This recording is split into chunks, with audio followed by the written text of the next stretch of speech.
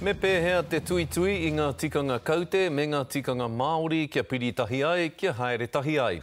Koera te wero kei mua I te aroaro o te neke atu I te onorau kai kaute Māori rā atu rā mai. Hei ngā rā nei tū ai te hui ātau a ngā kai kaute Māori e tino whakapono ana rātau, ka tae a ngā tikanga e rua te rangita miro. Anei rā a Manawa Wright. I nā te hiringa o te kaitatau ki ngā pakihi katoa. Accounting is essential to any successful business.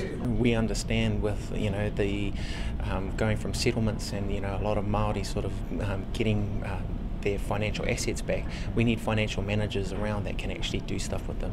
He kotahi rau e ono te kaumārima ngā kaitatau Māori e whakarau I ka atu ana ki kirikiri roa. The hui is about getting our Māori accountants together to motivate them, to reinvigorate them, to talk about what we're going on in the accounting world and to get them ready for another big year because it gets a bit lonely in the big corporate organisations. Koe ara tētahi kaupapa o te hui, ai rānei he kaitatau ahau a he Māori hoki, he Māori rānei ahau he kaitatau hoki.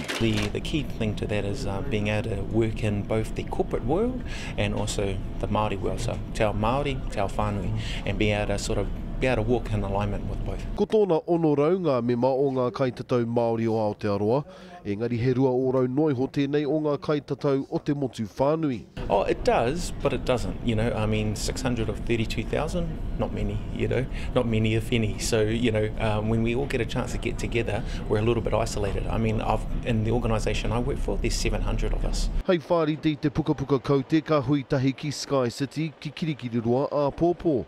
Tai no atu ki te tekau mā waru o Hongongoi. Manawa Wright, te karere.